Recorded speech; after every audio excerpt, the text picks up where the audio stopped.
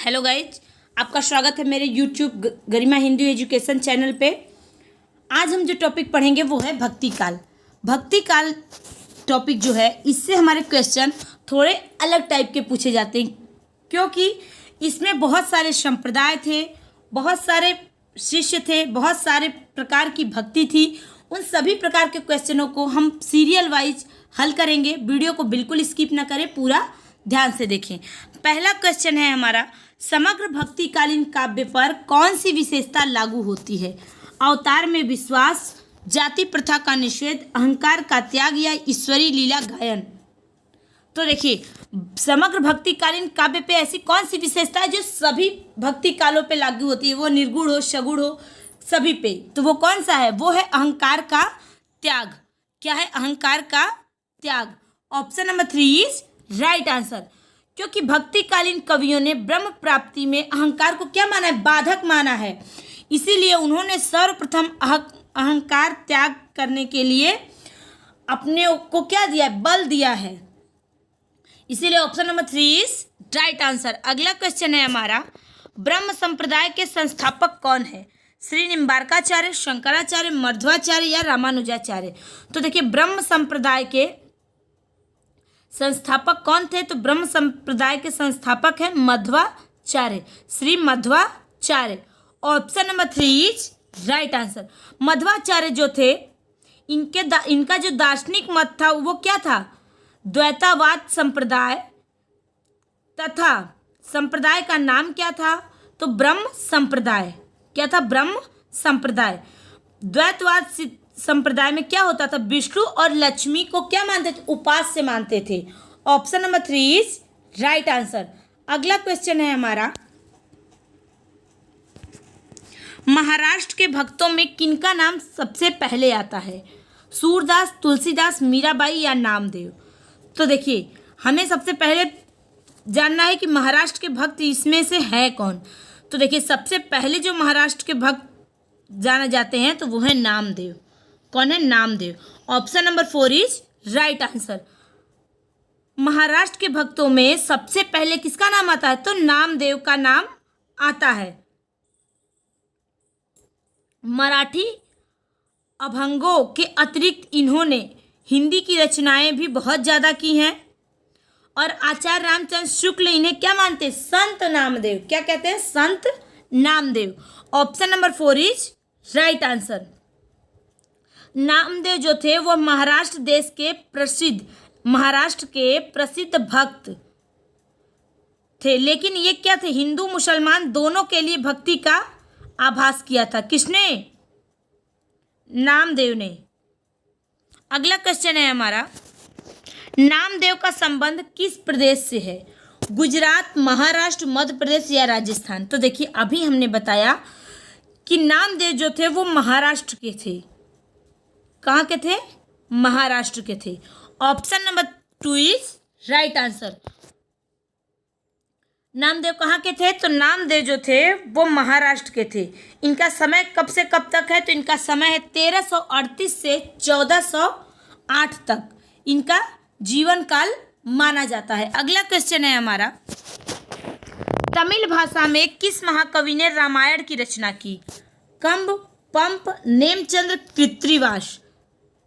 तो देखिए, तमिल भाषा में किस महाकवि ने रामायण की रचना की थी? तो तमिल भाषा में रामायण की रचना करने वाले जो हैं वो हैं महाकवि कौन है?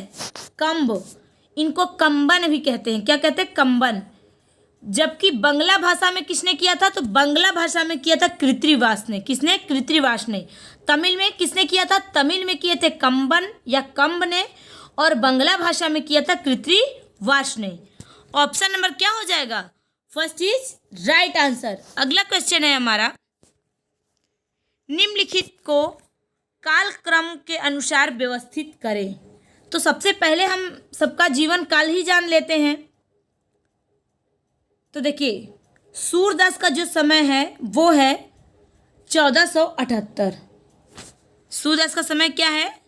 तो सूरदास का समय है 1478।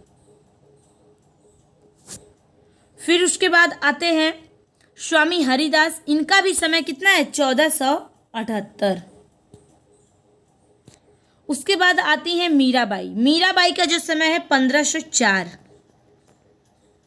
मीराबाई का क्या है 1504। अब आते हैं रसखान। रसखान का समय है 16वीं शताब्दी, यानी कि 1600। तो सबसे पहले कौन है, तो सबसे पहले है सूरदास, फिर है स्वामी हरिदास, फिर आती हैं मीराबाई और फिर आते हैं रसखान। तो ऑप्शन नंबर 4 क्या हो जाएगा, करेक्ट हो जाएगा। सूरदास का जन्म कब माना जाता है, तो 1478 में, और स्वामी हरिदास का भी जन्म कब माना जाता है, तो 1478 में। कुछ विद्वान जो हैं वो स्वामी हरिदास का जन्म 1512 मानते हैं, लेकिन ज़्यादा लोगों का मत है कि वो 1478 में ही पैदा हुए थे, यह समय काल था। अगला क्वेश्चन है हमारा, भक्ति काल की सीमा क्या है। 1275 संवत से 1700 तक, 1275 संवत से 1800 तक, 1375 संवत से 1700 तक रहेगा, 1700 संवत तक। तो राइट आंसर क्या हो जाएगा, राइट आंसर हो जाएगा ऑप्शन नंबर 3, क्योंकि 1375 से 1700 संवत का समय जो है वो भक्ति काल का माना जाता है। किसका, भक्ति काल का।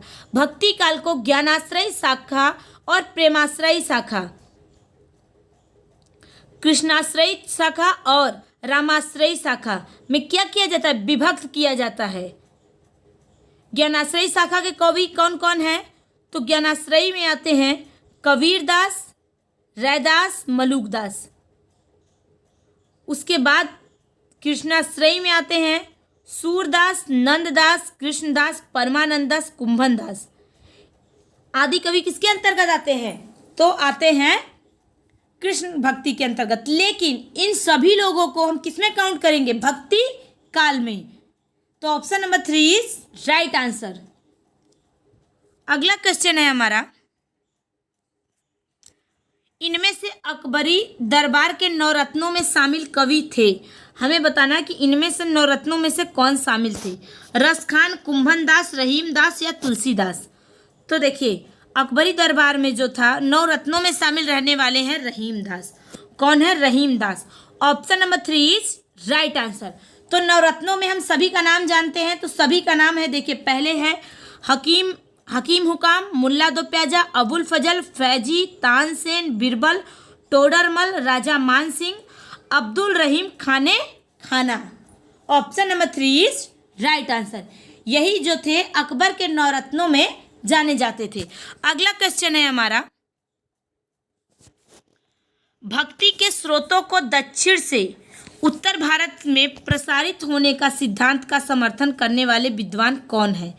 जॉर्ज ग्रियर्सन, हजारी प्रसाद द्विवेदी, आचार्य रामचंद्र शुक्ल या जयशंकर प्रसाद। तो देखिए आचार्य रामचंद्र शुक्ल जो थे वो क्या मानते थे, वो मानते थे कि भक्ति के स्रोतों को सबसे पहले दक्षिण से उत्तर भारत में प्रसारित होने का सिद्धांत का समर्थन किसने किया था, तो वो किए थे रामचंद्र शुक्ल। ऑप्शन नंबर क्या हो जाएगा, 3 इज राइट आंसर। रामचंद्र शुक्ल जो थे भक्ति का जो स्रोत दक्षिण की ओर से धीरे धीरे उत्तर भारत की ओर पहले से ही आ रहा था, उसे राजनीतिक परिवर्तन के कारण शून्य पड़ते हुए जनता को क्या किया था, फैलने का पूरा स्थान दिया था। किसने, दक्षिण के भक्तों ने। अगला क्वेश्चन है हमारा, हिंदी का भक्ति काल बाहरी आक्रमण की प्रतिक्रिया है, यह कथन निम्नलिखित में से किस विद्वान का है। जॉर्ज ग्रियर्सन, हजारी प्रसाद द्विवेदी, रामचंद्र शुक्ल या उपर्युक्त में से कोई नहीं। तो देखिए हिंदी का भक्ति काल बाहरी आक्रमण की प्रतिक्रिया है, ये जो कथन है ये किसका है, तो ये कथन है रामचंद्र शुक्ल का। किसका है, रामचंद्र शुक्ल का। Option number 3 is right answer. Ramchandra Shukla कहते हैं कि हिंदी का भक्ति काल बाहरी आक्रमणों की क्या है, प्रतिक्रिया है। और हजारी प्रसाद द्विवेदी क्या मानते हैं, तो हजारी प्रसाद द्विवेदी उसे महज भारतीय परंपरा का अपना स्वतः स्फूर्त विकास मानते हैं। दोनों लोग के क्या है, मत अलग अलग है, मतों में भेद है। Option number 3 is right answer. अगला क्वेश्चन है मेरा, रामानुजाचार्य ने किस दर्शन को प्रतिपादन किया था? रामानुजाचार्य ने किस दर्शन का प्रतिपादन किया था? अद्वैतवाद, शुद्धाद्वैतवाद, विशिष्टाद्वैतवाद या द्वैताद्वैत? तो देखिए, रामानुजाचार्य ने किस दर्शन का प्रतिपादन किया था? तो वो किए थे विशिष्टाद्वैतवाद। किसका? विशिष्टाद्वैतवाद। रामानुजन जो थे विशिष्टाद्वैतवाद संप्रदाय के प्रवर्तक माने जाते थे। इनका मत था कि ईश्वर यानी कि ब्रह्म स्वतंत्र तत्व है, परंतु जीव भी सत्य है, मिथ्या नहीं है। ये जीव ईश्वर के साथ संबद्ध है, उसका यह संबंध भी अज्ञात कारण नहीं है, वास्तविक है। मोक्ष होने पर ही जीव को स्वतंत्र सत्ता मिलती है। किसका कहना है? रामानुजाचार्य का। किस मत में? विशिष्टाद्वैतवाद में। Option number 3 is right answer. अगला क्वेश्चन है हमारा, दक्षिण के आलवार संत किस शाखा से संबंधित माने जाते हैं? प्रेम मार्गी, ज्ञान मार्गी, वैष्णव भक्ति या कृष्ण भक्ति शाखा? तो देखिए, दक्षिण के आलवार संत जो थे वो किस शाखा से संबंधित माने जाते हैं? तो दक्षिण भारत के भक्तों में या आलवार संतों में जो था वैष्णव भक्तों के, किसकी? वैष्णव भक्ति की देखी गई। किसके अंतर्गत? दक्षिण के आलवार संतों के अंतर्गत। आलवारों ने कृष्ण और राम दोनों का आराधना का विषय बनाया था। किसने? वैष्णव भक्ति ने। Option number 3 is right answer. अगला क्वेश्चन है, आलवार भक्तों की संख्या कितनी बताई गई है? 9, 20, 12, 15? तो देखिए, आलवार भक्तों की जो संख्या है वो बताई गई है 12। कितनी बताई गई है? 12। Option number 3 is right answer. Alvar भक्तों की संख्या कितनी बताई गई है? तो 12 बताई गई है। वैष्णव भक्ति के विकास क्रम में राम भक्ति सर्वप्रथम दक्षिण भारत के आलवार संतों की वाणी के माध्यम से क्या हुई थी? प्रतिस्फुटित हुई थी। तदोपरांत उत्तरी भारत में उसका विकास हुआ था। ये आलवार भक्तों की संख्या जो थी वो 12 थी। इनमें से षटकोप अथवा नकमालवार राम की पादुका के क्या माने जाते थे? अवतार माने जाते थे। Option number 3 is right answer. अगला क्वेश्चन है, मदनाष्टक इनमें से किसकी रचना है? नंददास, गंग, ध्रुवदास, रहीमदास? तो देखिए, मदनाष्टक जो थी वो किसकी रचना है? तो मदनाष्टक रचना है रहीमदास की। किसकी? रहीमदास की। Option number 4 is right answer. Madanashtak किसकी रचना है? तो मदनाष्टक जो रचना है वो है रहीमदास। अगला क्वेश्चन है हमारा,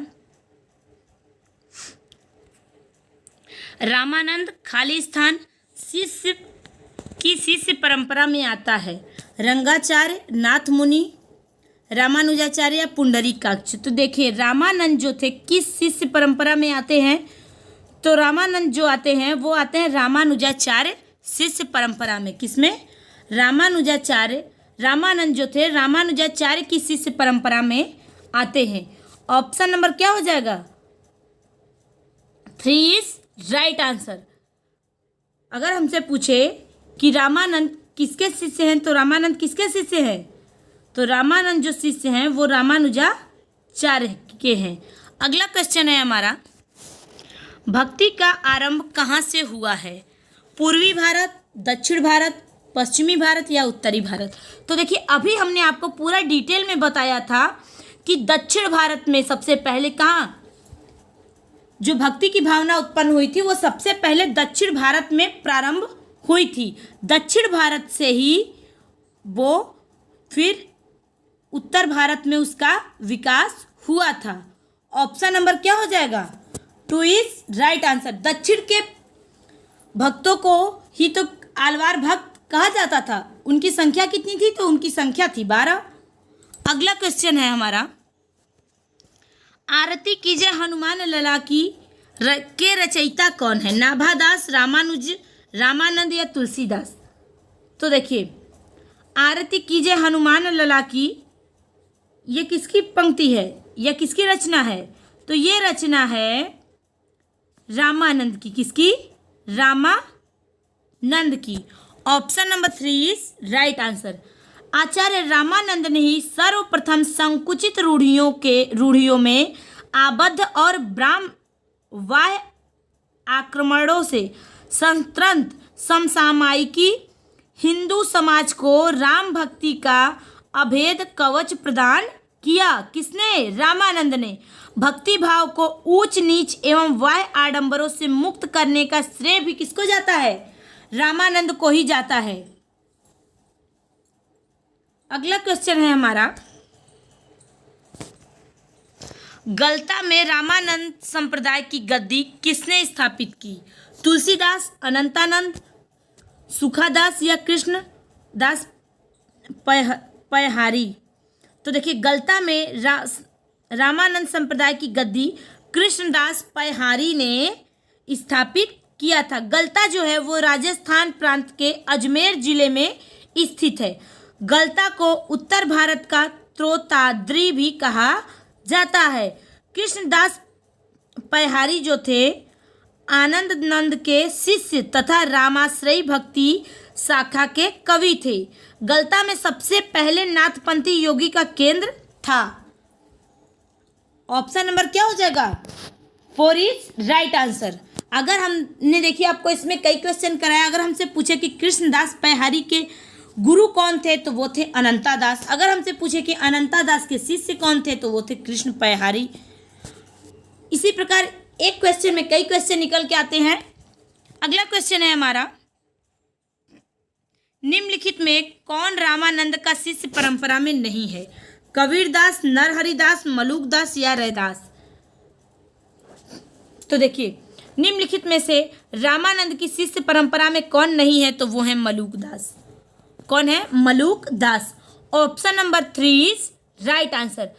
आदि गुरु रामानंद जो थे उनके 12 प्रमुख शिष्य थे जो द्वादश महाभागवत के नाम से जाने जाते थे। इसमें थे अनंतानंद, सुखानंद, योगानंद, सुरसुरानंद, गालवानंद, नरहरिदास, भागवानंद, कबीरदास, पीपा, रैदास, धन्ना सेन। जबकि मलुकदास जो थे, मलुकदास जी का जन्म इलाहाबाद यानी कि प्रयागराज के कड़ा ग्राम में हुआ था। ये स्वामी रामानंद के शिष्य थे। किसके? ये स्वामी रामानंद के शिष्यों में नहीं आते हैं।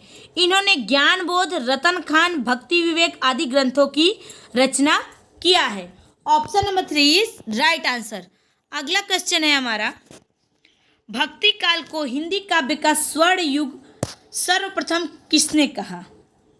जॉर्ज ग्रियर्सन, मिश्र बंधु, आचार्य रामचंद्र शुक्ल या आचार्य हजारी प्रसाद द्विवेदी? तो देखिए, भक्ति काल को हिंदी काव्य का स्वर्ण युग सर्वप्रथम किसने कहा था? तो वो कहे थे जॉर्ज ग्रियर्सन ने। किसने कहा था? जॉर्ज ग्रियर्सन ने। और स्वर्ण काल किसने कहा था? तो स्वर्ण काल कहे थे श्याम सुंदर दास ने। स्वर्ण युग और स्वर्ण काल इस छोटे से शब्द में ही क्या है? आंसर चेंज हो जाता है। अगर यहाँ काल दिया रहे तो श्याम सुंदर दास, युग दिया रहे तो जॉर्ज ग्रियर्सन। ये रहा हमारा आज का क्वेश्चन। मुझे उम्मीद है आप लोगों को समझ में आया होगा। सभी लोग ध्यान से देखें। Thank you so much.